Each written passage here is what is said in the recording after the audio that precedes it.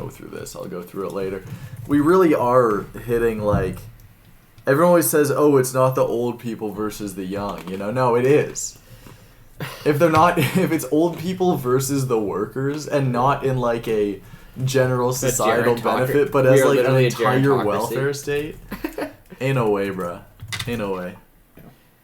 We need to modify that Marx quote about the Tories being only loyal to ground rents to whatever the fuck, or the Tories are only loyal to housing values. Alright, what's this? Alright, Bennett, if I don't like this, it's yours. Okay. I was really thinking on the way here, fuck, I wish I could go to the pub every day. Yeah, it's GIS. Actually, wait, I gotta see what other beers we got going on before I commit to this. It's guaranteed income supplement. And that's for under 60 or under 75 seniors, right? Guaranteed income supplement is over 75. OAS is 65 to 74. Okay. Anyways, here's the statistics, Spencer. And I guess we'll talk about the Quebec pension plan first. Yummy. Alright, well, I'm going to drink something that's worse than that. I'll drink this. Because you worked your ass off to get here. Yeah. Let me guess, liberal. They got Bennett on his way to Spencer's house, 500 more miles. Give me another 500 miles. When did you get out of the office at? I wasn't at work today. I was just doing shit at home. Already fired. Yeah. Already fired. Okay. Second day on the job, asked for 500 miles, called him a sissy liberal, and got kicked out. See, I was on the grind. I left home at like 12:55 or 2:55 because it takes me like 3 hours to get to this end of town. Okay, Oh, so good lord. Here's some. Oh my. Good lord. All right, so here's some background statistics before we get into the meat of the topic here. Good. Okay. Every year, the Canadian government spends between $80 billion and $100 billion annually on seniors' benefits. Yeah. Okay? That is 17% of federal expenditure. Oh. That is more than all three programs for young people combined. Employment insurance, the Canada Child Benefit, and the National Child Care Program. Mm-hmm. EI is $27 billion. Child Care Benefit is $28 billion. National Child Care is $6.6 billion. Okay. The National Child Care Program, which is one of the flagship achievements of this government, right, so far, that is within the margin of error for yearly expenditure on seniors. Yeah. Like by like, it's less than half of the margin of error. Yeah. Wait, the national what? The dental plan? Child care program. Oh, the daycare program. Is that $1 a day? Yeah, like the $10 daycare. Yeah. Daycare program that barely even exists in this province. Ottawa spends more on seniors than it does on federal health care transfers. Mm-hmm. Federal health care costs $52 billion. So, and the Bloc Québécois has demanded that the Liberals raise the OAS by $16 billion a year. Okay. So, 2.5 times the National Child Care Benefit. Actually, suddenly my back is feeling a little achy. Mm-hmm. Yeah, my ears are stopping working. I got some wrinkles coming through. I'm feeling like I could make this work. Bennett, we need to figure out how to do like a Canadian version of the baby pensione pension scam like they had in Italy, where you could retire at like 29. Okay, and this is on the heels of the Liberal government's last budget, which is titled Fairness for Every Generation, which was specifically tooled to stop wealth transfers from the young to the old. Yeah. And to appeal to millennial and Gen Z voters. I've said it last episode. Well, last episode isn't out yet because of me. Yeah. So, there you go. And I said it, look, everyone who's been, all the fans who have been waiting anxiously for me to release more fall economic statement, more budget episodes. Shout out to Nick. It ain't happening. That shit is, I have to assume, more boring to listen to than it is for me to read, and good lord is it boring to read. It's so long, and no one cared, and it didn't do anything. Fairness for every generation, I think that's not panning out. No. As we look at the numbers here. As I think we covered on a previous episode, the one that actually was released recently, the Liberals were relying on the NDP for supply and confidence, and that deal has fallen through. after the NDP realized that they were not getting much out of it. Yeah. After the NDP swapped out cat videos for epic music. Yeah. And since then, the Liberals have been relying on the Bloc for support. The Bloc Québécois, the regional interest party of Quebec, who have taken to, as they usually do, epically trolling the English government. Heroes. After Fairness for Every Generation was announced, Blanchet said seniors, quote, deserve a significant increase to their purchasing power because they literally built Quebec and the prosperity we all have and enjoy today. And he said that young people in his life are doing well. Quote, they have a standard of living that we could never have envisioned, and I'm very happy about that. I think those who built this world for them need to be adequately treated for having done that, in reference to hiking the OAS payments to seniors. The Bloc's youth vote just craters in the next election. Well, the thing is, the Bloc don't rely on the youth vote. What they rely on is, like, the swing between Liberals and the Bloc in Quebec, right? Where it's like the Bloc represent anti-federal sentiment and the Liberals represent pro-federal sentiment. Yeah. And then the Conservative Party has been dead in Quebec since, like, the Quiet Revolution. But then there's the CAQ. Yeah, they're the regional. Yeah, they're like an actual provincial party, not a federal party. Well, shout out BC. We're in strange enough times that maybe the Conservatives can hot swap with the Liberals, and we'll get like a strongman conservative, like a strongman federal conservative kind of type. Yeah. Versus the provincial, federal versus. Like local regionalist? Yeah, regionalist. That's what I'm looking for. Regionalist. Particularist, I think is the word. Sure. These days, my brain doesn't really load words properly anymore. I've done all this learning. I know so much about it, and then I just forget. Like, I was Googling the other day. I'm like, which side is the Tories? Yeah. Well, historically, the Liberals have been like sort of the party of secular Canadian nationalism. The Conservatives of sort of Anglo-Canadian British imperialism, and then the Bloc as sort of like, you know, French regional nationalism in Canada. Yeah. I think maybe the Tories might be moving beyond their British imperialist reputation. Maybe, so maybe we'll at least see to like American imperialist. Yeah. So maybe we'll see a resurgence of the Conservative Party in Quebec. But for the time being, Quebec swings between the Liberals and the Bloc. Sometimes the NDP pick up the province if they're not happy with either. Yeah. But it basically never goes Conservative. I mean, someone, I guess, made this observation on Twitter. I'm always talking about damn Twitter. Was that the monkey's paw curling of, like, the recent political history of Canada is that the People's Party of Canada failing to take off has just means the Conservative Party has become more crankish. Insane. Yeah. But also... because those energies have to go somewhere. Yeah. Well, you have to understand as well. Just if you're on a podcast, you know, I'm not on social media. Like, I have no fucking clue what's going on in the world. Yeah. I'm sitting there and I'm like, oh, what news story should I do? And I open up like the CBC and I'll come up with a news story. I have no clue if anyone cares or not. Like, not a single idea. One of those benefits of being on Twitter is you have shit to talk about on your podcast. Yeah. You have opinions that you have, like, ideology store shit that you can borrow for the day. Yeah, I mean, that's what I was talking about with, like, on that Code Monkey post I made about the increase in, like, anti-Indian racism in Canada, like, anti-South Asian, is that, like, it started, like, I started off noticing it with seeing, like, this one insane tweet from, like, a blue check account that said, and I quote, "Indians are a Jewish bioweapon." Whoa.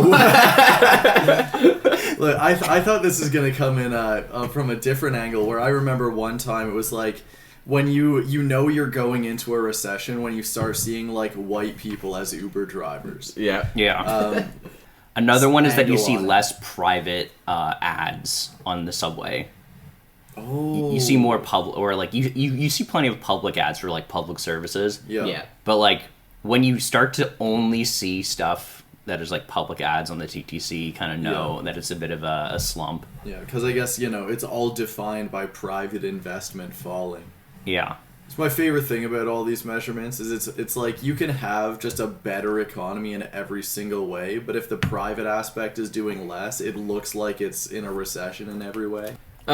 So the Bloc Québécois is not happy with the Liberals because of their not backing the seniors. And I think it's an intelligent move by the Bloc because old people vote, right? So if they can position themselves as the party of old people, they can. This is how we're gonna get Bloc majoritaire. Yeah, and the Bloc do have to act in sort of a conniving manner to be a political presence in Parliament because they only stand in one province. Although if they stood in other provinces, I think they might actually get a few seats outside of Quebec. they might. They'd have at least 2 votes. I know that. Put up someone for election in Sudbury.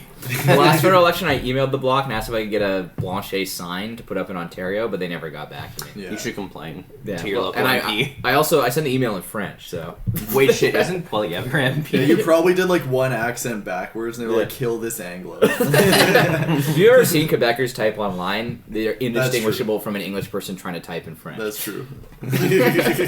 Wait, you sent him that TikTok of that Acadian drag queen, right? It was Oh, yeah, yeah, Sammy. yeah. Shout out to Sammy, I think her name Yeah. is. Semi Lingerie. Yeah. I follow them on Le Instagram. woke.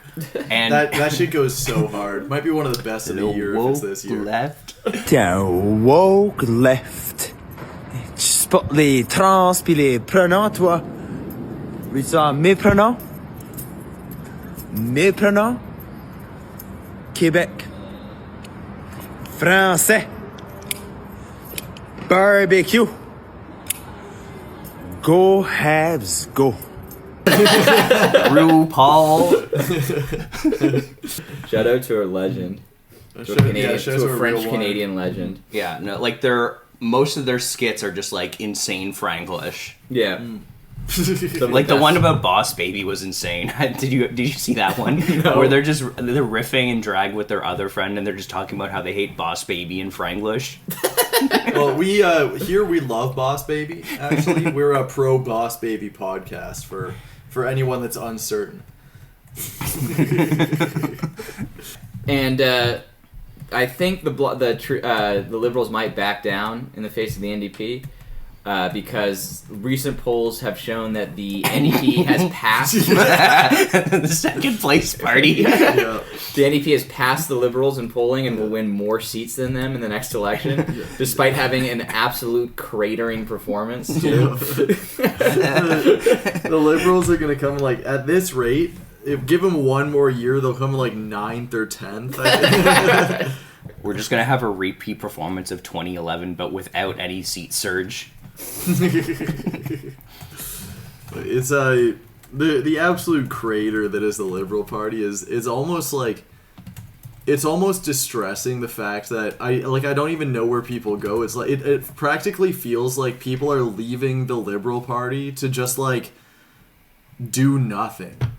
Like Well, you saw the thing that at least 40% of people 18 to 35 are going to be voting, or at least intend to vote Conservative. Yes, the Conservatives are sweeping every generation, And- both genders, Yeah. every demographic, except for some racial ones, in every region in the country. yeah. And, I mean, this is obvious, is because the Trudeau government has done basically jack shit to address any issues. So but the thing is, it seems like a melee move, because we covered melee a lot on this show. Yeah. But it seems Shout like a out our melee boy. move where it's like the government isn't doing anything. We need a government that will do even less. Yeah.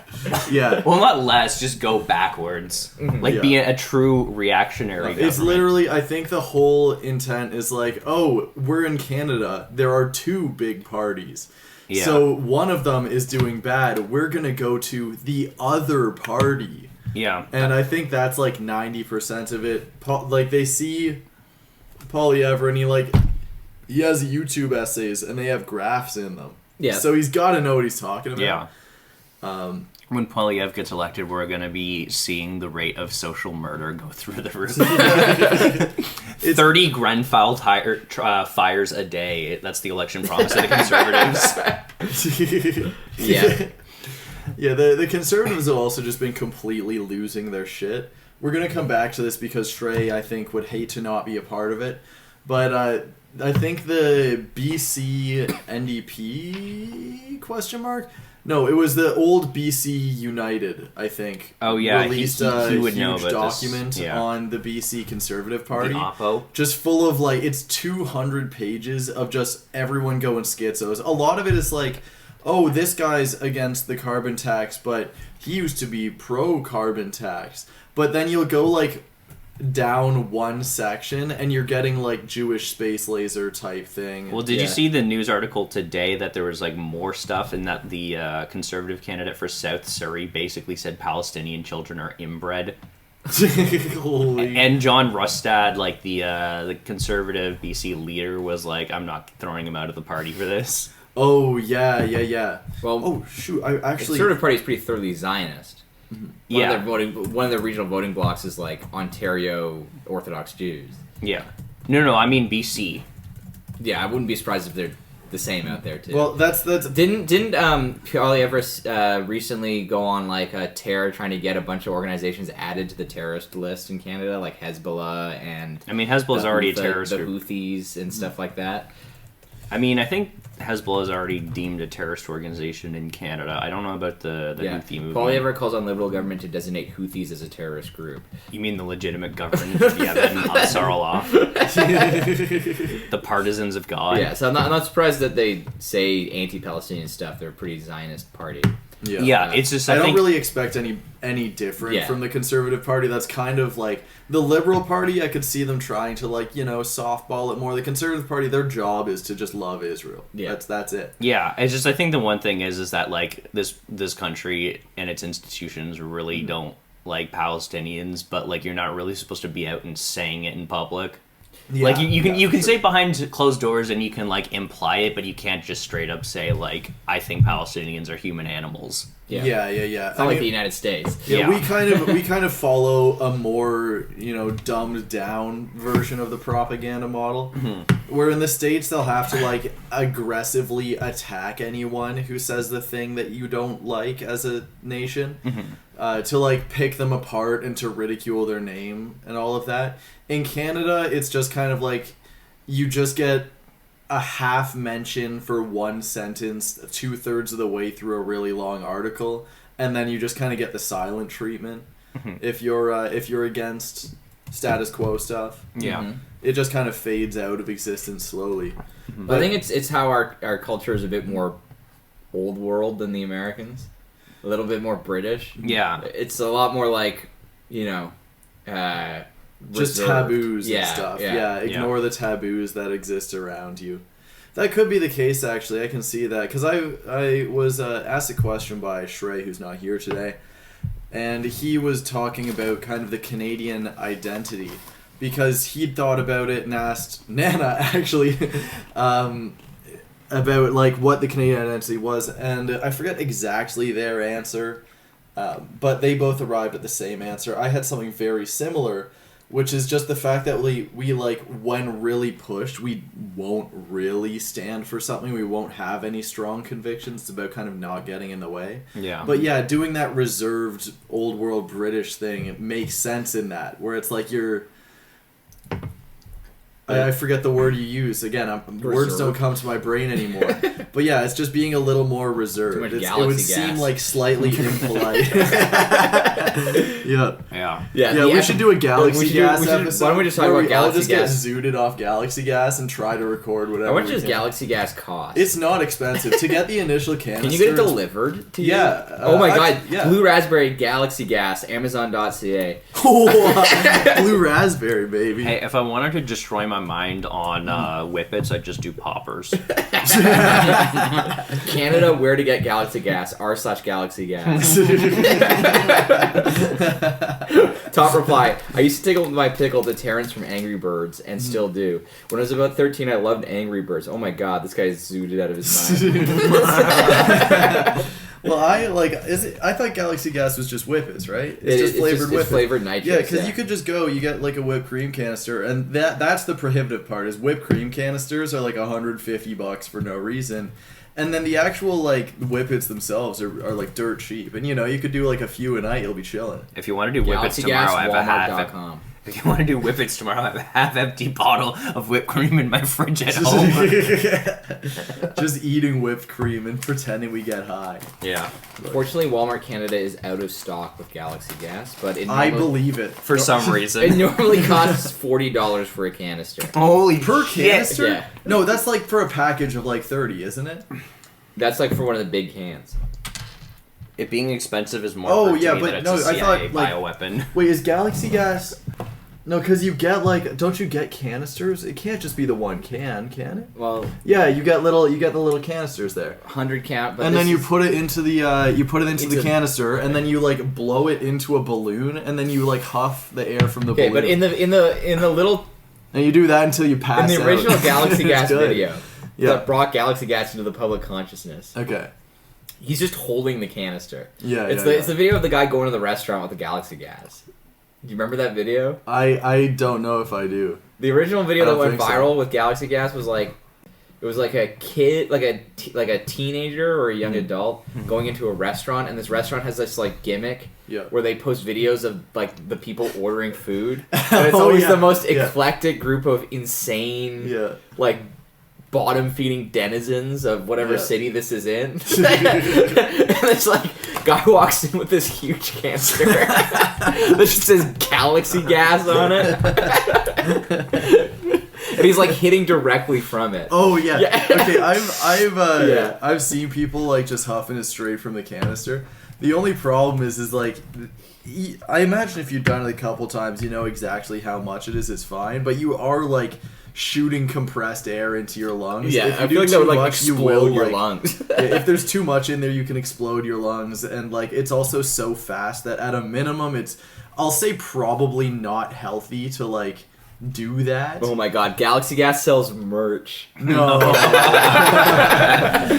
Theory Night in Canada, ex Galaxy Gas Yes. merch. Watch out next episode. Should we get this Galaxy Gas wall clock? Oh my god! I'm actually, I'm now that I'm moving again, I'm gonna model my room on Galaxy Gas. Gas lunch bag. Hey, you can cook crack in this one. Galaxy Gas pot holder with pocket. Oh, yeah. Do you like Galaxy Gas Pyrex? Galaxy Gas enamel bowl. Send your 6-year-old to Holy school with a shit. Galaxy Gas lunch Lunch bag. bag. Sending your child to school with a Galaxy Gas lunch bag is insane. He'll probably get you a visit from CPS. Yes. You cannot buy Galaxy Gas from them directly to deliver to you, but you can buy like merch and like items like a pressure regulator or like a dispenser.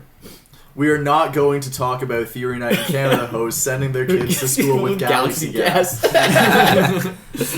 Yeah, your kid goes to school, opens the Galaxy Gas lunch bag. Yep. They've got like just a bunch of nitrous canisters. We're in there. not going to talk about it. We will not disrespect our hosts. Oh my god! Learning that Shannon Sharp was a real person, that shit actually fucked me up. Shannon Sharp, Yeah. like the tight end Yeah. sports commentator. Yeah, that got snow bunnied on Yeah, Instagram Instagram Live. Live. Yeah, the Uncle Shannon Sharp, the same Uncle Shannon Sharp that we will avoid talking about getting snow bunnied on Instagram Live, is I've seen the guy, but like no clue it was a real person. I just see Dr. Umar talking about this. I see a drinking. You know game. who Dr. Omar is, but not Shannon Sharp. Yeah. Well, For I'm like, 99% of the population, that relationship is swamped. well, this was a kind of simultaneous discovery for me. Like, I've seen Shannon Sharp. Like, I recognize face and stuff Yeah. like that. I know, like, the overall scene, but I don't recognize that many names over there as someone who's, like sports, like a lot of sports stuff kind of goes over me, especially like on the commentary side of things, retired athletes. I'm just kind of like, And I you enjoy don't people for their glory days, and I let them retire in peace. And you also don't like football, which is what he's famous for. Yeah. I also seriously dislike football. Yeah. Yeah, I didn't know who Sharp was. But until, Shannon Sharp, everyone has seen him because he is that meme, or it's sort of a black guy with a huge grin posing in various suits. Yeah. And it's sort of like... Oh, that. Yeah, that's him. Yeah. Anyways, Uncle Shannon Sharp, the tight end, got snow bunnied on Instagram Live. Yeah. And I guess there were three real phases to this news story. Bennett, do you want to peel some layers back? Okay, so Shannon Sharp is like basically a Hall of Fame caliber tight end, one of the greatest to ever do it. After he retired, he became a sports commentator. The issue with Shannon Sharp is that he let's say, is a little fruity, a little zesty. Yeah. According to that. if you kind This is like a common take on Shannon Sharp, If is you that he's a look at his little style- bit gay. if you look at his style, it's he has enough style where I'd be like, I don't know that many straight guys who like know how to dress like that. He outdoes us. Yeah, he's Yeah. There's been a long-standing conspiracy theory amongst like fans of sports that like more the drama side of it. You know, they like the personalities and the commentary and stuff. Yeah. That Shannon Sharp is a closeted gay man, and the reason he acts the way he does is because like the black community is too homophobic for him to come out and just be gay. It's just kind of just absurd. Yeah. It's more Well, like the like- football community Yeah. is too homophobic for him to come out and be gay. So Yeah. Dr. Umar is another character in this story. He is sort of a black nationalist, like black supremacist. I'm not necessarily sure he's homophobic so much as doesn't know gay people exist. Yeah. Right? He's in denial a little bit. Yeah. Yeah. The blinders are up.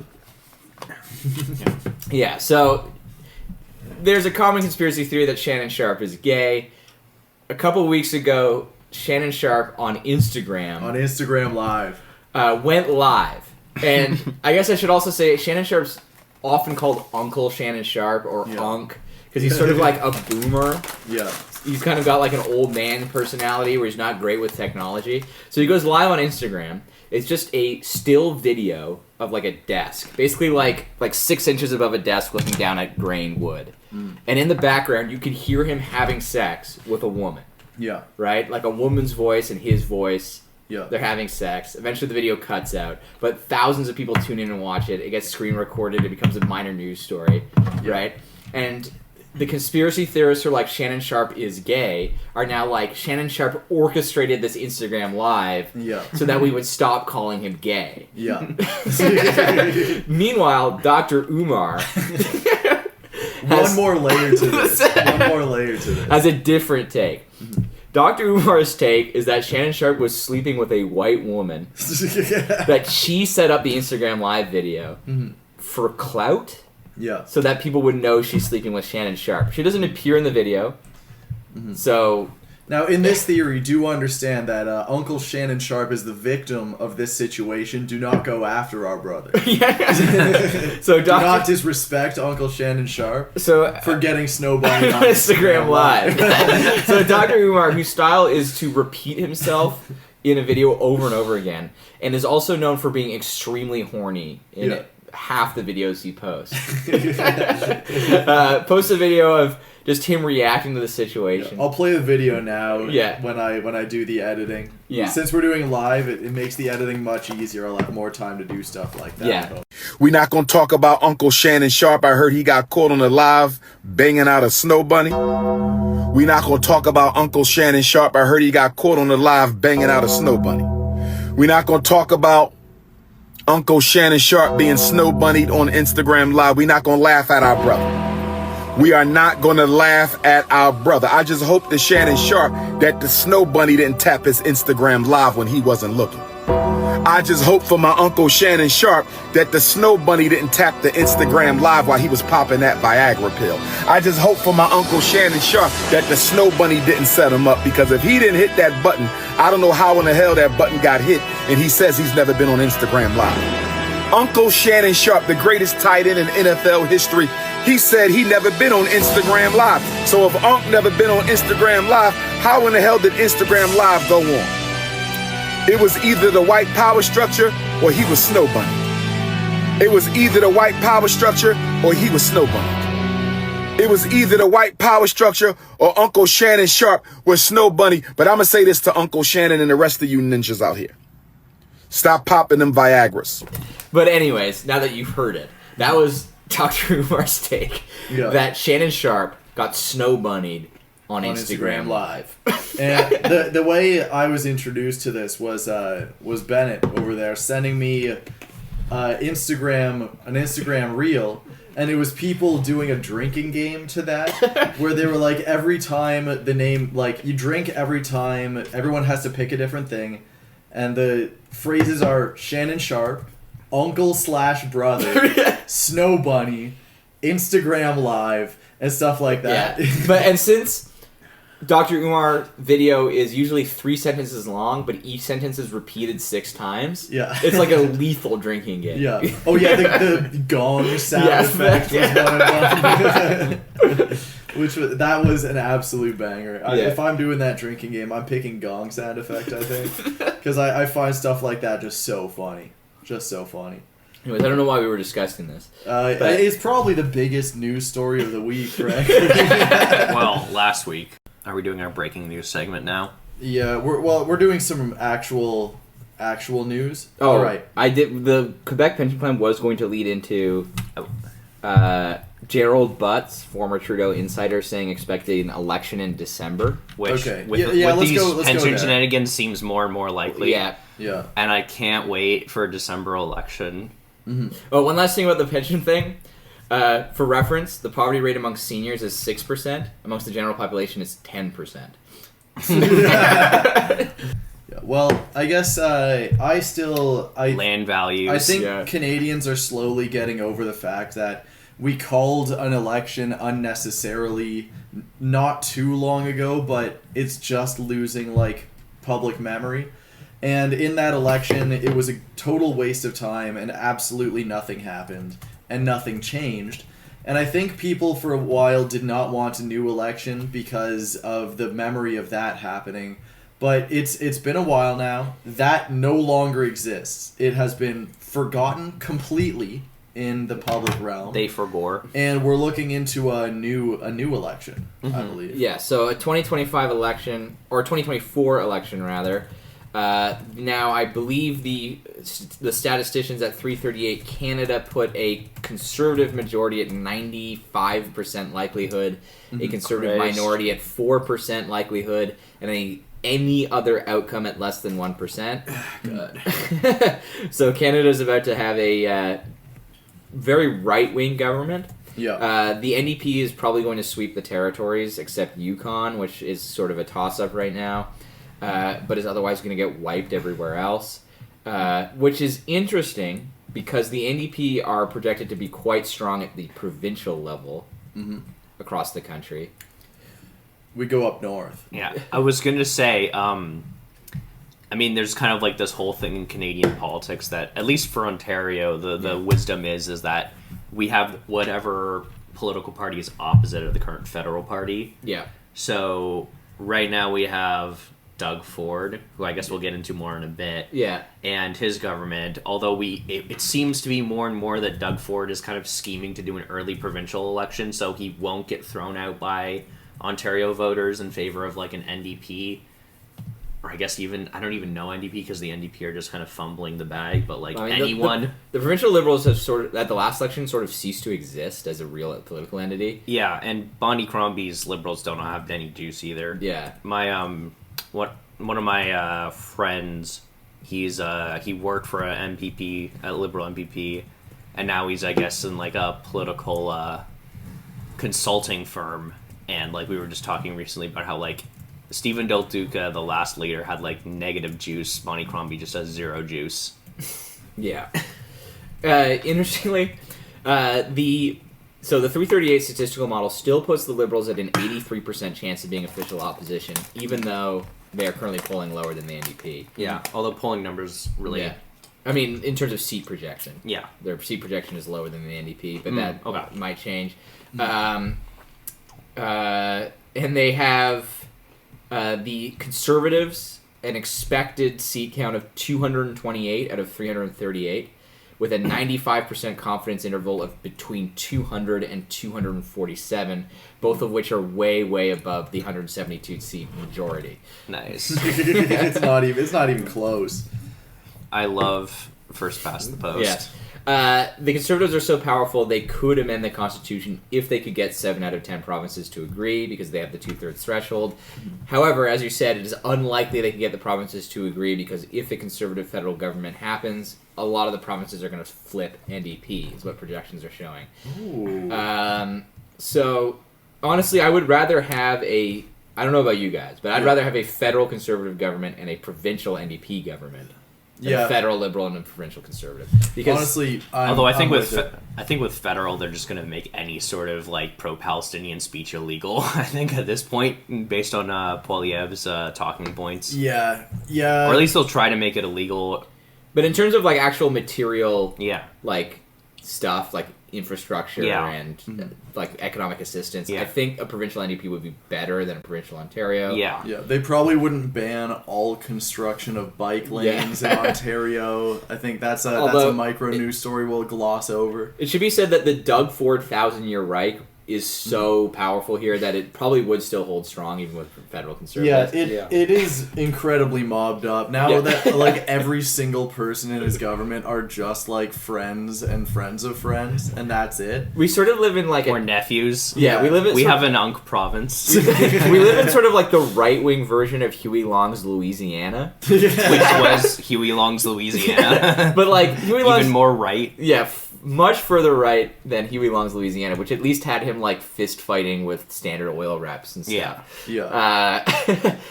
Doug Ford does like the Huey Long incredibly expensive infrastructure projects Yeah. without the other economic populist Yeah. Yeah. Although he has done some pro worker stuff. Yeah. Yeah. With Doug Ford, it's always just teapot domes. Yeah. I feel like as well Exactly, though yeah. some of his pro worker stuff I'm gonna call it, despite the fact that overall I think it's good. Like the idea is good. The tying of the minimum wage to inflation. I got a conspiracy here, Yeah. which is that it was done because he thought there was going to be a jump, like huge push for the minimum wage soon, kind of thing, for a bigger jump. Yeah. And instead of getting a jump that would outpace inflation, tying it to inflation would mean that that's now a solved problem. Minimum wage will always stay there, and like we won't get any big jumps anymore. It'll stay forever low. I think pegging it to inflation is good, but it was pegged to inflation too low. Yeah. I think that's a fairly reasonable take on it. I forget where I am. E for Gore. Ivor Bros fried off the galaxy gas. Yeah, I'm Yeah. on like my 16th whippet since the episode started. If you hear a thump, it's just my skull against the table. Are you? Was that all the election stuff? Or are we still going with that? Yeah, so I think we're in pretty much a unanimous agreement. Conservative supermajority. Yeah. We're gonna have a Millet style government. We're gonna hit 52% poverty rate in like 3 months, like in Argentina. The Conservatives are currently poised to sweep the Yukon, which is 1 seat, Saskatchewan, PEI, Alberta, Newfoundland and Labrador, possibly New Brunswick, Nova Scotia, BC, Manitoba. Just everywhere, Yeah. literally everywhere. Yeah. But it's unlikely they'll sweep BC, unlikely they'll sweep Manitoba, but possible. Ontario will not be a sweep thanks to Toronto and downtown Too Ottawa. lived up. Yeah. Too lived up. Although I guess Toronto also includes a lot of. The suburbs will go conservative. Yeah. The downtown core will probably stay liberal and NDP. Although there is a few NDP ridings in downtown that are projected to go conservative, or at least one, I think specifically, which was Yeah. kind of a shocker. Yeah. Well, here, thinking of getting snow bunnied on Instagram Live. All Okay. right. We have a scandal in Manitoba. Let's just say some conservative politicians have been getting snow bunnied Yeah. on Instagram. Yeah. Live. So Car I rentals actually- and all. kind of forgot that I was going to do this story until we were talking about Uncle Shannon Sharp getting snow bunnied on Instagram Live. But essentially a guy who was a Progressive Conservative Party employee reported the party expenses and all that, and they spent $3,800 on a vehicle rental for a campaign that lasted like a few weeks. And they were like, how the fuck do you do that? So he goes to... Hey, the cost of living's insane these days. True. Yeah, Should have everywhere hit them in with the country. Trudeau's Canada. So Just everywhere in the it was country. Yeah. it was issued by a company that's called Lucid Vitality, which is owned by Chelsea Browns, I believe it is. Essentially, the conservative... Is it Kamanga? And her job title, by the way, Yeah, is Mango. sex and intimacy coach. Yeah. So it's Resurrecting the womanly arts for better and wetter relationship. apparently. Oh, it's a relationship advisor. I thought it was like intimacy coach in terms of like Hollywood consultant for like doing sex scenes. No, I assume No, this is a, no, this- is a I assume- high-end prostitute Yeah. that you have sex with. I believe that is, if you really do dig around, a subtly advertised service. And it was expensed to their campaign. So Manitobans, you're paying for this guy to get slopped right now. I wonder, was it good? Was it worth $3,800? Yeah. That's pretty tough to imagine. Renting a rental car for like an entire 4-month campaign. But yeah, essentially they said that they actually did rent a vehicle, but that she owns multiple businesses and that she must have accidentally sent invoice from the wrong company. She does not. Oh, I didn't know they came up with the angle she had multiple businesses. It just said that there was like wrong invoice. Wait, she has a sent. podcast? She has a... Oh. Get her on the show. Get her on the show. Would you It's be called willing to... Sex and Medicine. All right, $3,800. We can get her on This the episode pod. is called Dark Side of Meditation. Oh, What happens when you meditate? get Harrison on for that. All right, well, we have we can get her website up right now, Sex and Intimacy Coach, as Bennett was saying. And offerings, there's sensual bliss, Yep. open, allow, receive, and extraordinary self-love. Yeah. Ignite your erotic power, turn your life on. So, you know what? I got to assume my man was getting... maybe there was a rental vehicle involved. I don't think the $3,000 was going to the rental vehicle, though. Yeah. Yeah, so that was going on in Manitoba. What was the Yeah. public response? What was the Well, fallout? the person essentially was going through, like, the staffer was going through all the records saying, like, hey, you need to fix this, you need to sort this out, and then just got fired. Yeah. Since I'm not on Classic. social media, I have no clue what the public response is, believe it or not. I just thought that this rocked. Wait, Yeah. was it like fired? Because I think the article I read said he just Or left removed. it. He like was no longer working there as of February last year. Oh, okay. I read that they were removed. But I So, don't know there if he you got go. fired, but he was suing them for like back pay that he didn't receive for like vacations and stuff. Sounds about right. Also in that article they mentioned there was other financial irregularities with the campaign's accounting.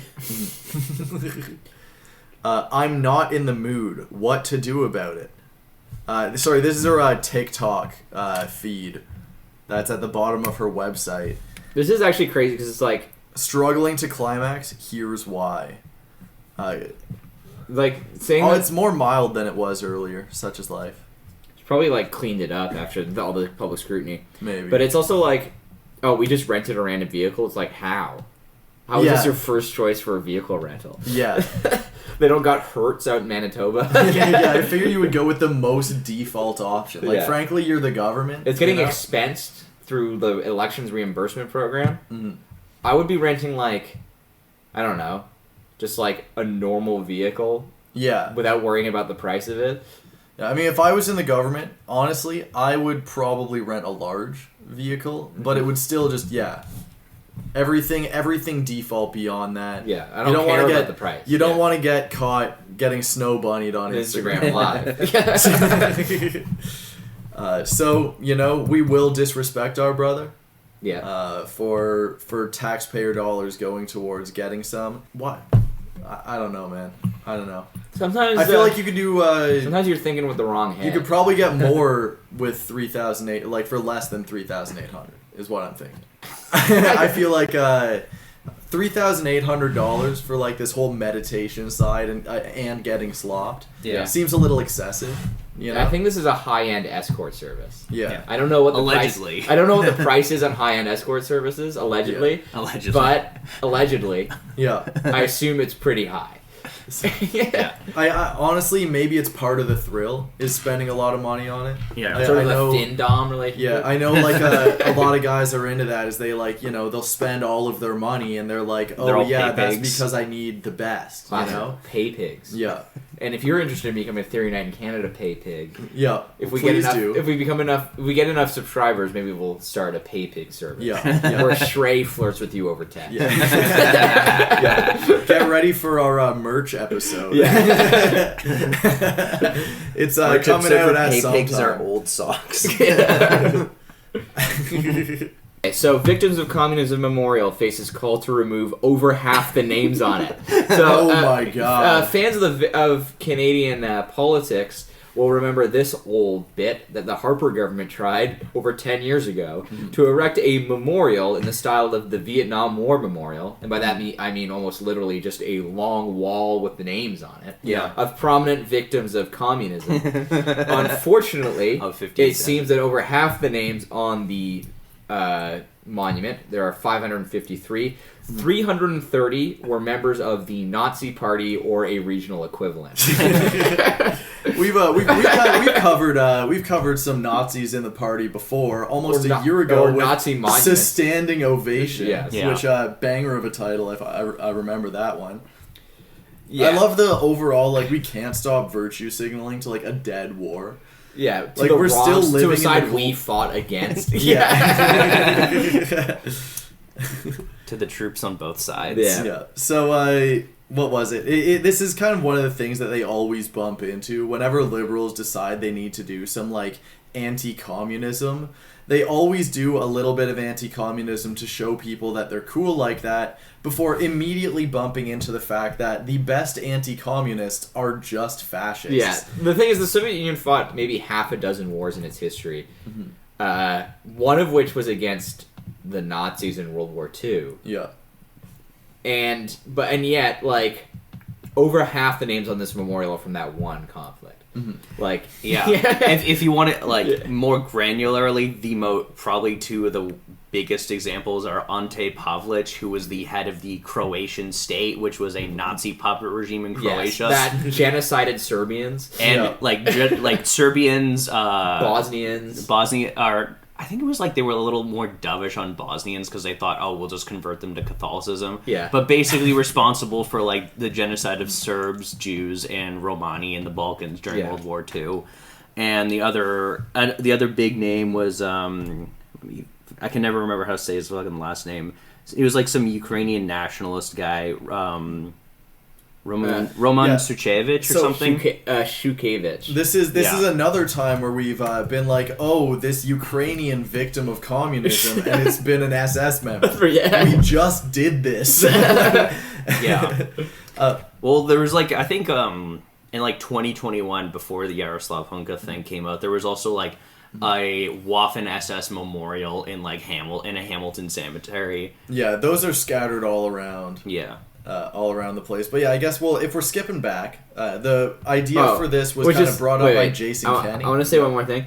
The Roman Shukevich is an acknowledged Nazi by the Ukrainian government, who they have condemned as a bad guy.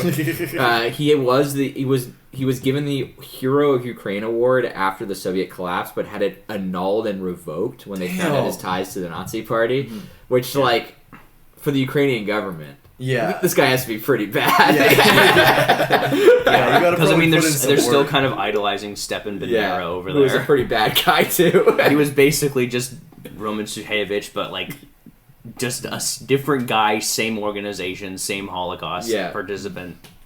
Yeah, this was this whole monument thing was brought up by Jason Kenney, who's a conservative, and then the kind of organization that became the backer for it was Tribute to Liberty, which is full of conservatives, and that's who proposed the monument as is. Also, if you have a Tribute to section on Liberty- your if you have a section on your Wikipedia titled "Massacre of Poles," Yeah. Yeah. something's going on. That rings an alarm bell. Yeah. Rings an alarm bell for me. But yeah, the initial title, this is my favorite bit, was the initial title being Monument to the Victims of Totalitarian Communism. Yeah. And then they were just no, let's do Monument to the Victims of Communism, which, sure, trying to just focus on communism, but the only word that's missing is totalitarianism, so it's kind of no, we're chill with that guy. You know? Yeah. I'm not going to worry about that guy. There was no public consultation for it. Okay, so apparently this has been an internal fight within the Canadian government for years between Global Affairs Canada, which is responsible for Canada's standing on the world stage, and like relationships with other countries, and Canadian heritage, which is responsible for like Heritage moments? yes. Let's go! That's So, my boy. Canadian heritage. We has, can't have a Nazi memorial, guys. It would make us look bad. Yeah, Global Affairs Canada has been saying it is important to note that many anti-communists have been active Nazis who committed documented massacres. Yeah. Global Affairs Canada officials warned Canadian Heritage in 2021. Apparently, this is a long-standing fight between the two departments. Wait, over Canadian Heritage loves it? Yes. No, I thought it was going to be the other No, way. Global Affairs Canada is like... Settler moment. Global Affairs Canada is like, we cannot be putting Nazis in the memorial. Yeah. People don't like the Nazis globally. Yeah. And Canadian Heritage is like, we have to put the Nazis We love on the Nazis. memorial. We love the Nazis. I thought the Canadian Heritage guys were chill. No. Oh my god. An image of this book cover of Settlers just flashes over this conversation. I also love every party but the Bloc backing the building of the monument. But the Bloc, it's not even like they probably hated the monument. Because they were weren't probably just Francophone like, Nazis. Yeah, they were probably just like, oh, this has to do with Ottawa. Fuck you. Yeah, it's like Philip Pétain's not on the monument. Yeah. Yeah, I was gonna say there's no one who's part of the Charlemagne Legion on there. Yeah. Actually, there probably is. Probably. Yeah. If there's 330 names. Yeah, there's got to be at least one Charlemagne SS guy. Yeah. Yeah, the Deschênes Commission finding all the Nazi war criminals in Canada. Names still not dropping. Well, you also still not going to be a problem. We kind of like those guys, as it turns out. I sent you the another link to another article through the same website where the government is currently still trying to hide the names. Yeah. And the I can't remember the official name. Like the main Ukrainian Canadian organization in Canada is currently trying to sue the government to keep those names hidden. Oh my, that's not a good look. What are the odds that the guy in Parliament last year was named? Probably. Almost 100%. Strong right? possibility. Yeah, like if he's notable enough to get pulled up for anti-communist stuff, he's 100% notable enough to be listed as a Nazi war criminal under our inquiry into Nazi war criminals. Yeah. I mean, it was like... Honestly, I think you're assuming too much... I don't think they're like, we need to bring a Nazi in to like swear allegiance to the National Socialist German Workers' Party. I think literally no one reads anymore. Yeah. To the point where people just aren't reading reports. Yeah. The government's just like, he's a prominent like anti-Russian guy. Yeah. Although I will say, like, I am currently on it that Chrystia Freeland probably knew what was going on, considering that she loves to make a big fuss of that she has a doctorate in Slavonic studies. Yeah. And I know for a fact that Did she actually... clap? She clapped. She wrote, when she was young, she wrote for like a Ukrainian-Canadian publication that was advertising like these Stepan Bandera getaway camps for Ukrainian-Canadian youth. Yeah. So like, I feel like there was no way she wouldn't have known when the Speaker of the House said he fought against the Nazi, or he fought against Russia in World War II. Yeah. Yeah. The fact that they said that and everyone clapped, like no one was like raising an eyebrow, does lead me to think that no one reads, and genuinely no one in the government could figure out what was going on. It's also so crazy that they venerate these people when the Nazis killed like 3 million Ukrainian civilians. Yeah. Which is insane. Well, just straight up executed them. Well, the thing that is like kind of important to remember about like post-socialist bloc countries is that since like the left in those countries has been basically destroyed and banned like, legally in many cases, banned, and it's like the only other political forces that are left are like the nationalist right, who have like deep ties to Nazi collaboration. Yeah. They're kind of like, even in places that people see as being like quote unquote broadly socialist, like Finland and stuff. Yeah. They're still kind of like Seriously? falling in love Finland with the Nazis fought over with there. even with though the Nazis. Yeah, Finland fought with the Nazis. It participated in the siege of Leningrad, which killed like millions of Leningrad civilians. Yeah, maybe we should stop being scared of all the communists and like realize how much power the fascists have. Yeah, maybe we should do that for a little bit. Anyone? No. I'm still on my train though that Chrystia Freeland knew what was going on, especially since she has like a documented grandfather who was a Nazi collaborator in Ukraine, who ran a propaganda newspaper that was like, originally like confiscated from like a Polish Jew who had been sent to Auschwitz.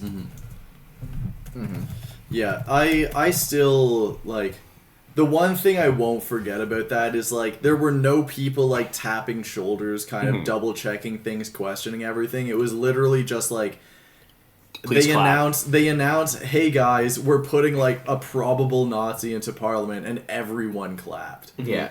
Like, there was no second thought. Yeah, I think a lot of people just don't know anything about history, and they don't connect fought against the Soviet Union in World War II with that was the Nazis who did that. Yeah. I mean, considering that we, like, in the West, we really do like to forget the Soviet Union's role in defeating the Nazis, which was, like, in some ways, most of the heavy lifting. Yeah. At least on the front lines. Yeah. Like, 20 million Soviet citizens died in the Second World exactly. War. Yeah, we were the Western Front. I wonder what was the Eastern Front. Don't worry about that. Yeah. We were the Western Front. Yeah. Or the fact that, like, literally millions of Ukrainians fought against the Nazis. Yeah. Like, probably an order of magnitude more Ukrainians fought the Nazis than fought for them. Yeah.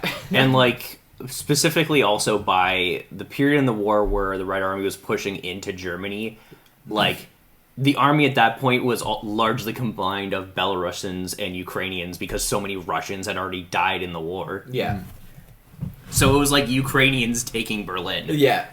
Actually, so think about Finns for a second. Did you see that Finland is taking down their, like... Lenin Museum? Their Lenin Museum? Yeah, and it's like, that guy made you. Finland? Yeah. The only reason you exist as a country is because the Soviet Union let you exist. Well, I guess Lenin made Finland in the sense that, like, George Washington made Canada. Well, like, it's like where the White Army went after they lost.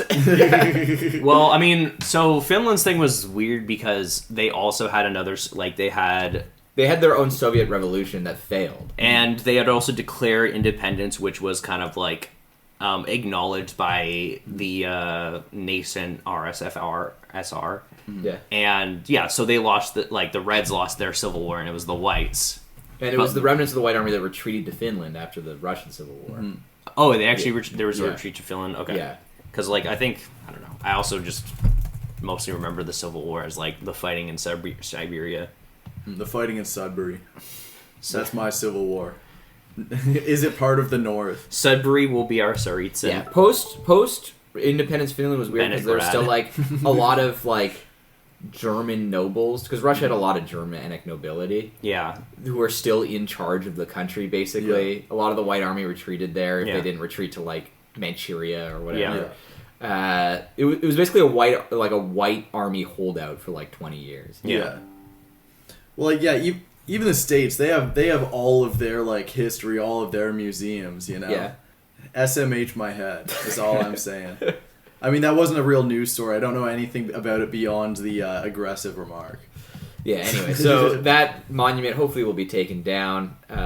Canada keeps getting embarrassed due to our ties to the Nazi collaboration movement and its surviving members. Yeah, we cannot stop accidentally, quote unquote, falling in love with Nazis, and it's starting to get really noticeable and really embarrassing. Yeah. Give it a few years and they'll all be dead, so it won't be as embarrassing anymore. Yeah.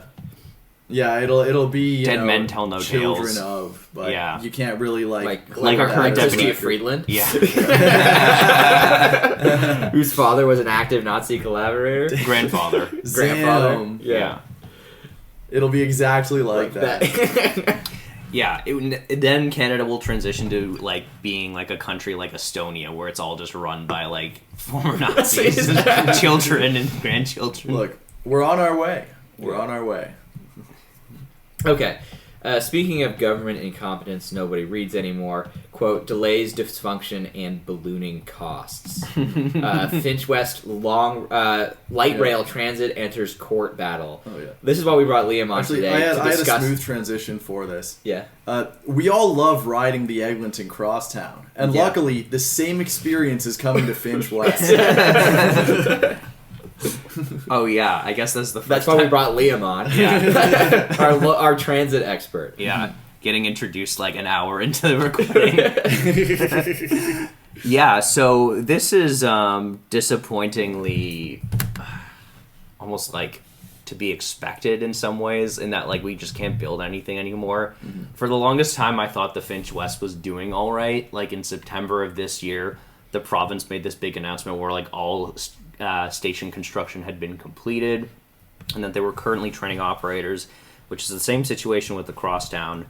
But like the Crosstown, Metrolinx is getting sued by the consortium that's building it, and pretty much for the exact same reasons as you'd expect if you read about the Eglinton Crosstown's lawsuit, in that the consortium is refusing to do some final work, and Metrolinx is withholding, at least for Finch West, $500 million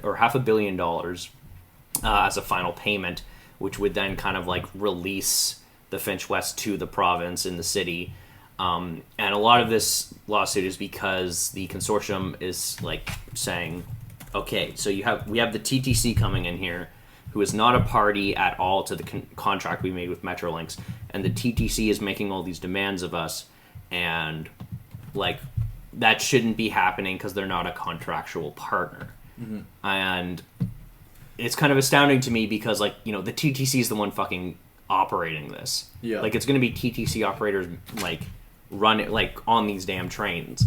And the fact that they weren't even factored into the original contract that would create such a situation where a lawsuit would be possible is kind of insane.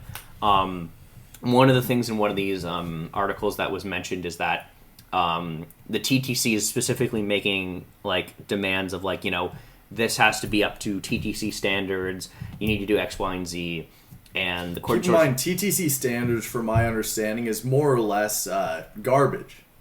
So, here's what I'll say on this, is that looking at the facts of it that were in this article, is that the TTC seems to have their own in-house consultants, which is something that you want to see. Metrolinx does not.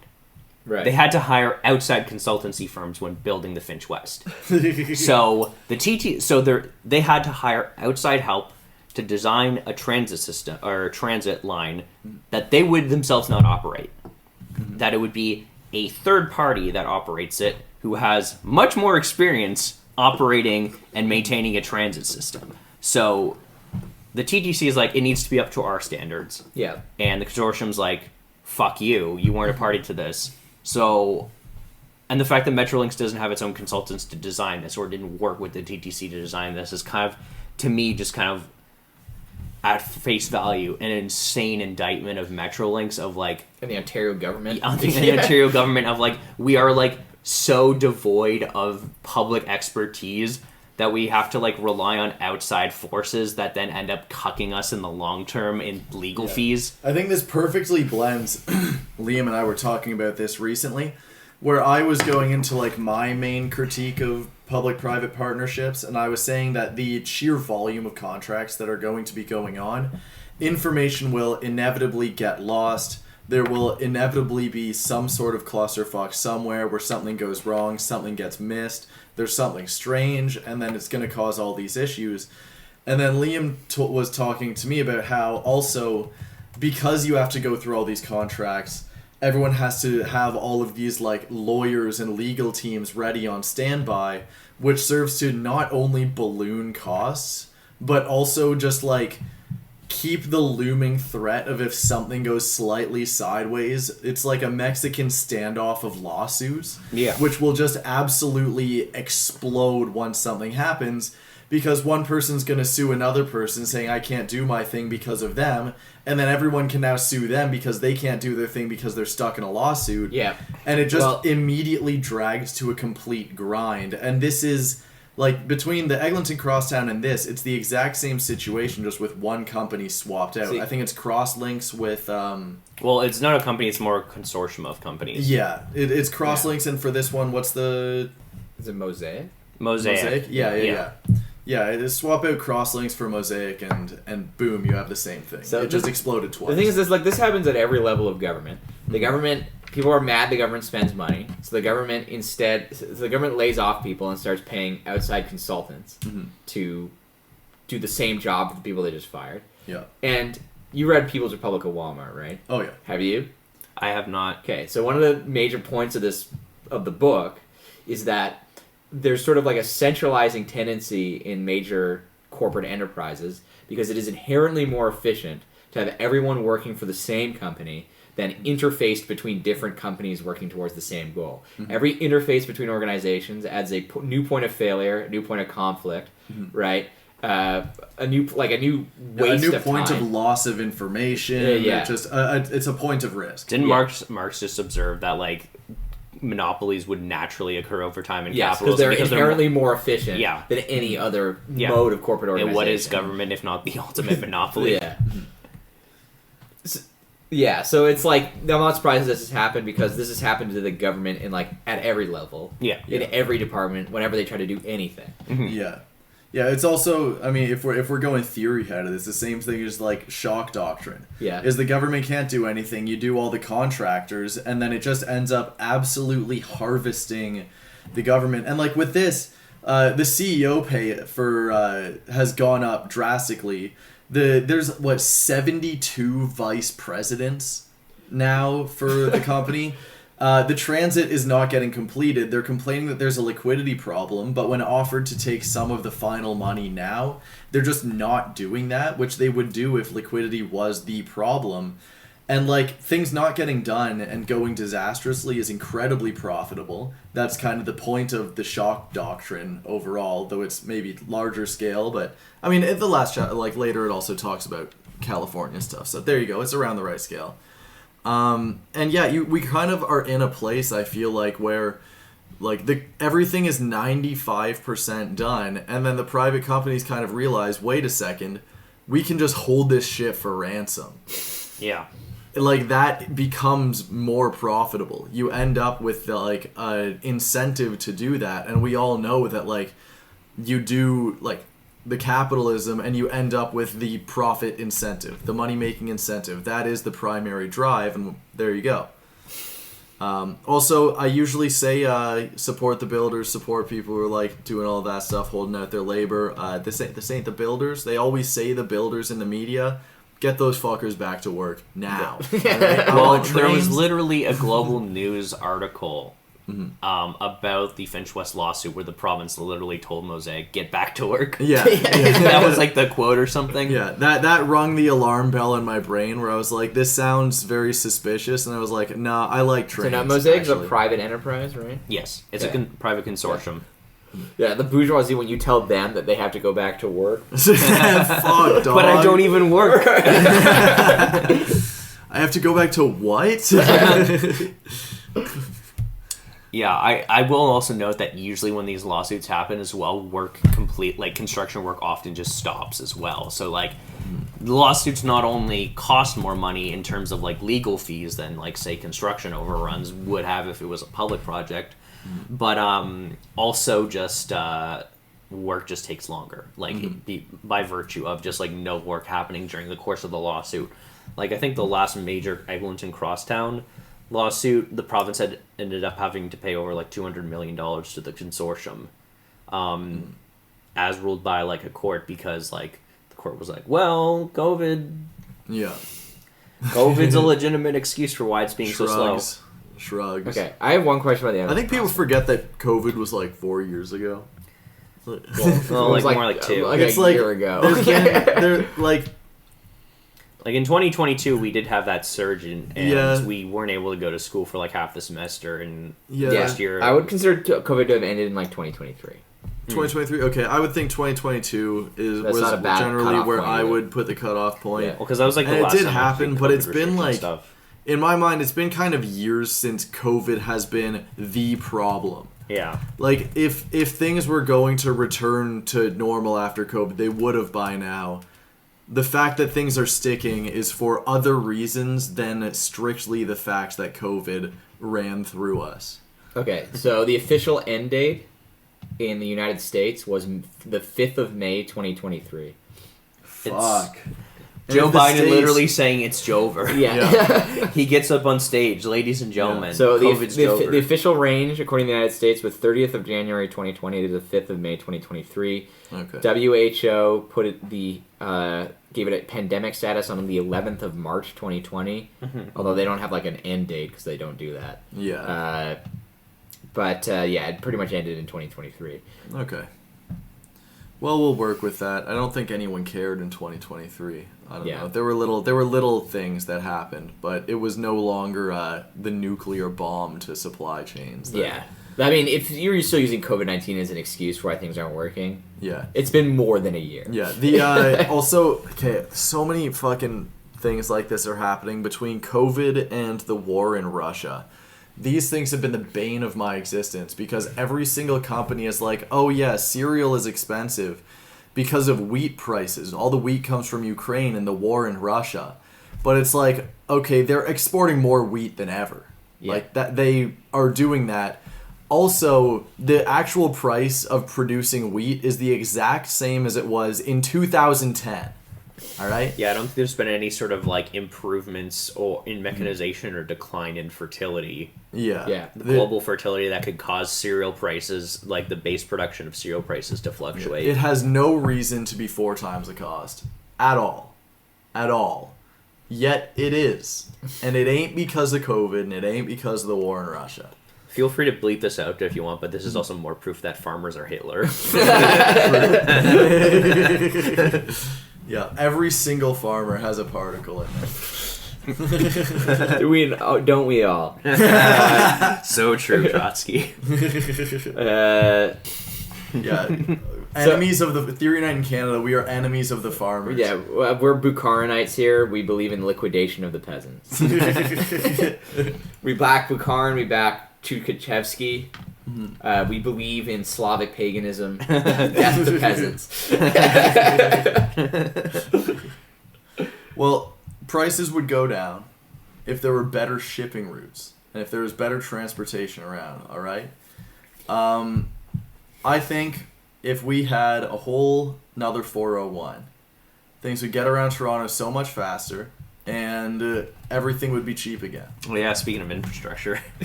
Yeah, speaking of infrastructure, that's never going to happen. Another Doug Ford scheme. Although this one is specifically meant not to happen. Yeah, exactly. This one is genuinely Doug Ford scheming, but not in the way that he usually schemes, which is, we'll do a development project that makes all of my friends $6 trillion. Which at least he's doing development projects. Yeah, I think that's what people like about it. Yeah. This is why he's going to get reelected, is because he's a third worldist developmentalist No, social I'm saying democrat. he's literally Huey Long. Yeah. They still love Huey Long over there. He's going to be our version of Lula. So, Doug Ford has proposed to expand the 401. But the 401, as you can tell, has already been pretty expanded. So he says instead of going horizontal ways and making the 401 even wider, he's decided to swap it up and go vertical ways and build an underground tunnel underneath the 401 that runs more or less, not the whole length of the 401, but the Toronto length of the 401. But my favorite thing is he kind of announces that and then says, some people will say that we should not try this, and then goes on about the people who oppose everything and just starts hating on Bonnie Crombie for like 10 minutes. And he's just like, she's raising her taxes, she blocks everything, she hates highways, she hates transit, she wants to blame, and he's just blaming everyone else. And I think it's just kind of a way to put a big project out there, and then he can say the Liberals blocked a X dollar infrastructure project. Yeah. And I think that's the only reason that this exists. Also, I think it's just kind of like a blatant appeal to like 905 constituents of like, vote for me, I'll give you another highway. Yeah. Even though I don't actually intend to ever give it to you, because to build this thing would cost like Oh my 3 times God. the GDP of Canada. Yeah. Yeah, to build it would cost an obscene amount, but even let's say you could build it. They said the initial price tag could be somewhere around 20 billion, and that was like so unbelievable because like the Ontario line, which has now gotten all of its construction underway, it's been recently revealed that it's like all estimated costs as of like maybe like, you know, half a year ago would be like 20 billion. Yeah. So and you'll notice that the Ontario line is not underneath the 401. Yeah, you don't have to like disrupt the main free highway that goes east-west in this province. The busiest highway in the world, which at its widest is 22 lane. So let's talk about Hurricane Milton. Yeah. Yes. Yeah. That is what we wanted to end Not to be on. confused with Milton, Ontario. So 2 hurricanes have hit Yeah. the American South within 2 weeks of each other. Yeah. Hurricane Helene, which has caused $200 million in damages and killed 273 people. The largest hurricane to touch down on the American mainland since Hurricane Katrina. This time there have been fewer deaths and disasters, specifically because FEMA was significantly beefed up after the Katrina disaster, luckily. But if FEMA did not have enough on their plate already, another hurricane has slammed into Florida. Yeah. I think last time I checked before the start of the recording, there was like 10 recorded deaths. Yeah. And like 3 million people without power. But it's like there right now. So I figured the number... It's already passed through the peninsula.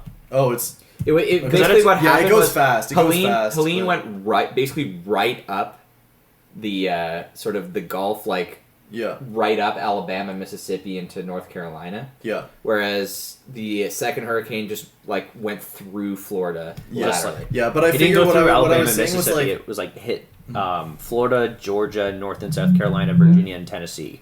Those are the I all figure affected areas. more information is going to be coming in once like people are returning, figuring out the extent of everything. That's when more information is going to pull up. I figure all the information we get now is pretty incomplete. Yeah, Helene earlier. So yeah, Milton's deaths are a lot lower so far. Also because it didn't hit as much of an area over an extended period, because it kind of literally just went right through the peninsula. Yeah, sliced. But also, you know, it's possible that the death toll will increase in the coming days. Because it's only been like since this morning that Milton left Florida's landmass. This is like the fastest escalating in intensity storm. Yeah, it went from category 1 to 5 in 12 hours. Which Yeah. that's like a Dwayne "The Rock" Johnson disaster movie style thing to happen. But then it also like kind of it slowed the fuck down when it right as it was about to, and then as it was going over Florida. Yeah. I know it nearly destroyed the Miami Marlins baseball stadium as it passed through. That I thought that that was- also happens in some. Wait, it also Rock impacted Johnson Miami? I films. thought that was the Tampa Bay Rays. Was it the? Oh yeah, it was the Tampa Bay Rays. Because there's like It was- photos of the Yeah, it was like Tropicana Field. Yeah. Yeah. Yeah, this is probably the second most disastrous Milton. Relating to the U.S. Now, I will clarify. I will hedge it destroyed the Marlins stadium with the fact that the Marlins have the most destroyable by a hurricane stadium probably in pro sports history. Yeah. In the sense that the top is literally a membrane dome. Oh my god! Which means it's basically a tent. Yeah, that shit is Yeah. built to be destroyed. Yeah, if you saw the photos, it's like half of the tent is missing. Yeah. So, but that also means they're doing fine. That shit probably costs like much less. This is the than- surviving yeah. portion. Everything else was ripped out by the hurricane. Oh, they're chilling. Yeah. They're chilling. Also, there was like the a lot of structural stuff preparation. is still standing. The concrete's still there, but Yeah. the interior is severely damaged and the roof was destroyed. Yeah. There was also like a lot of work done in the intervening weeks between Helene and Milton to like shore up things in Florida. Like I think specifically there was like a lot of work to remove fallen debris from the previous hurricane so that it wouldn't be like flung around in the next one.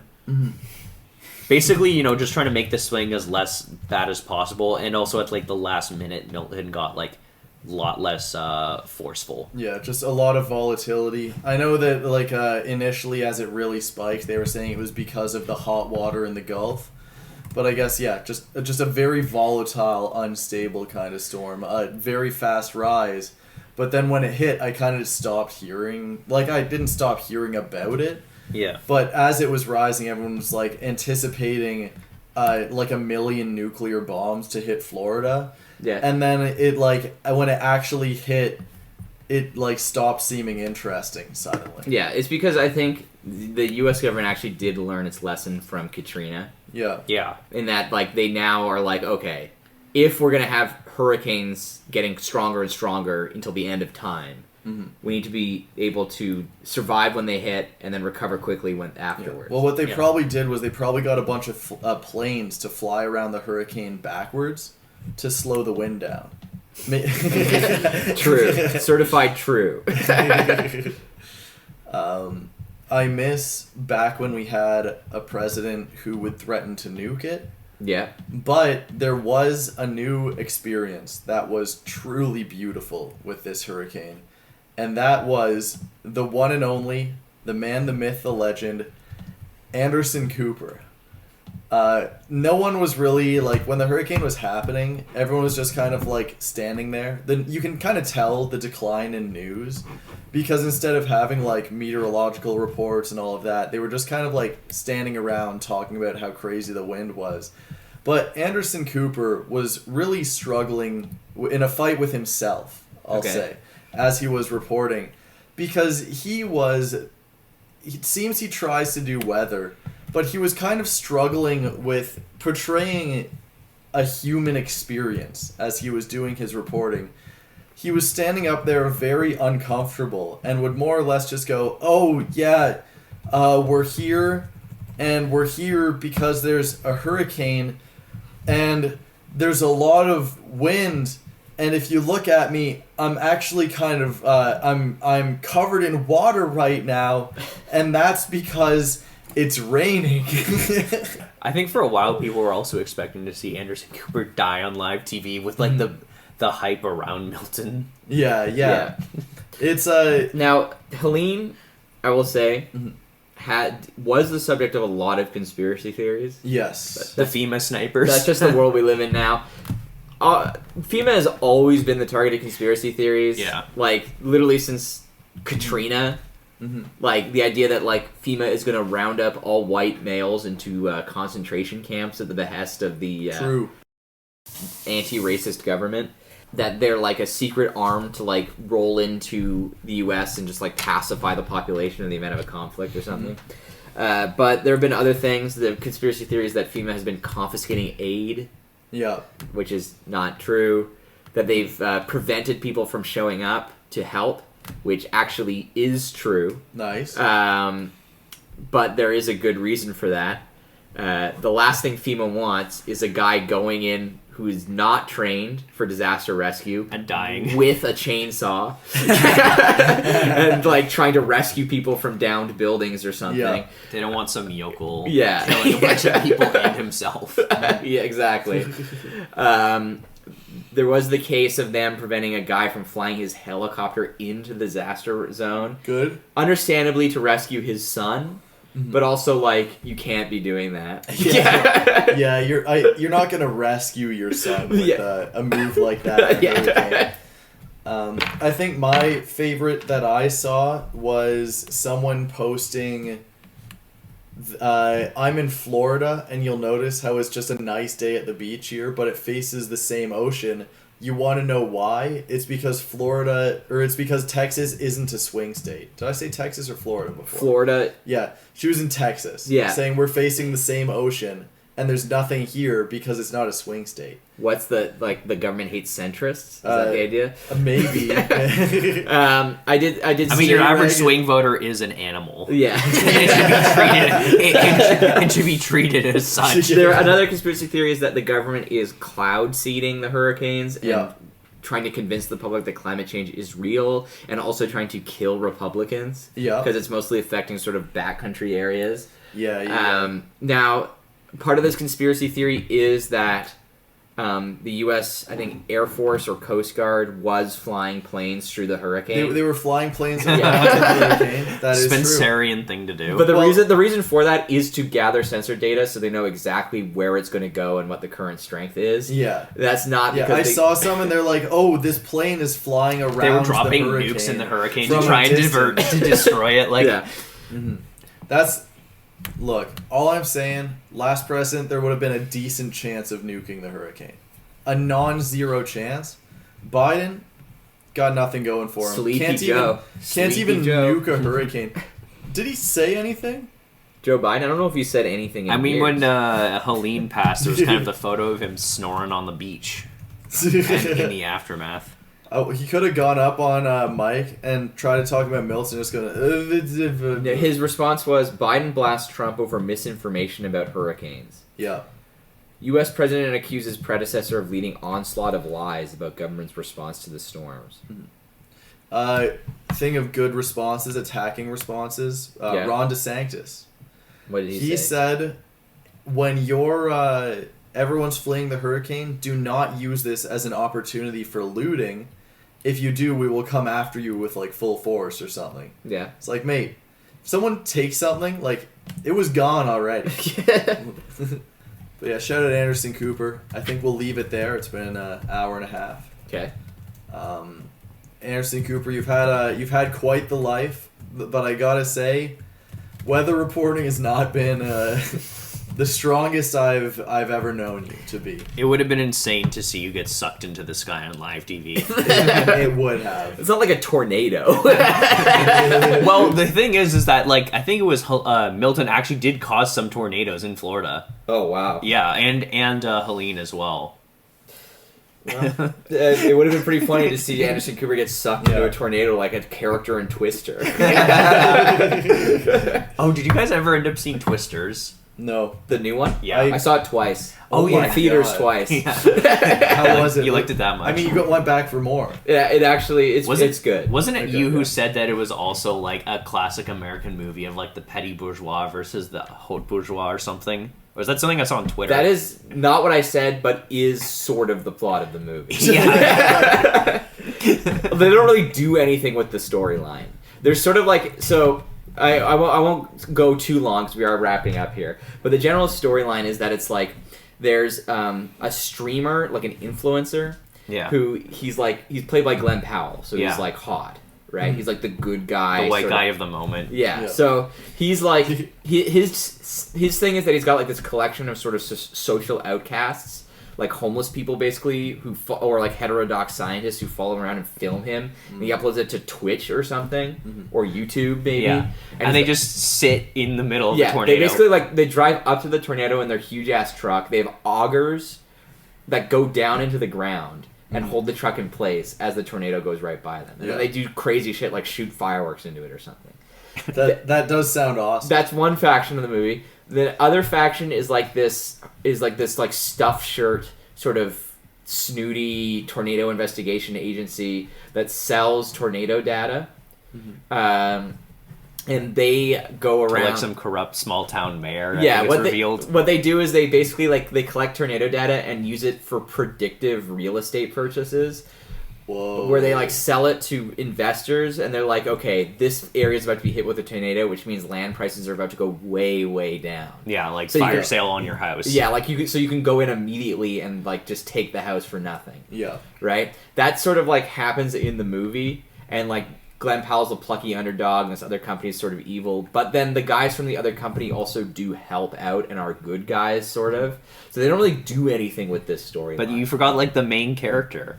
Well, the main character, The white woman, who I can't remember the name the white of. woman is sort of the membrane between these two organizations, and that Glenn Powell wants to sleep with her, and the CEO of this company wants to sleep with her. Because the CEO of the company was Synthesis. her Yeah. former friend and grad student. Who had a crush on her. Who had a crush on her. Synchronicity. But Yeah. I guess the thing is that she got basically all of her other friends killed in a tornado Yes, chasing that thing. is the first scene in the movie. Is she gets all of her friends killed except for this other guy. and a kind of terrifying sequence of events. Yes, You should see Twister, by the way. Twisters is a good movie. I should. Yeah, I it's should. you should. I would say it's worth seeing one time. Yeah, it's definitely a fun summer movie. It's also worth seeing in theaters, which it probably is no longer in. Yeah, it's been a month and a half or Yeah. something. All right, that's it for today. All right. Thank you for listening. Bye. Bye-bye. Bye. This is the winds have really picked up. The water's really moving. You can get a sense of just how fast the wind is moving there. You can see it in the light there. It is now just whipping off the Manatee River. It's coming in from kind of the north, I guess, northeast, and the water now is really starting to pour over. If you look at the ground, whoa, okay, that wasn't good. We'll probably go inside shortly. But you can see the amount of water here on the ground. This is water from the Manatee River. It's also water coming from the land as well. But I don't know if you can turn, Neil. Take a look at this. There's a bridge over there.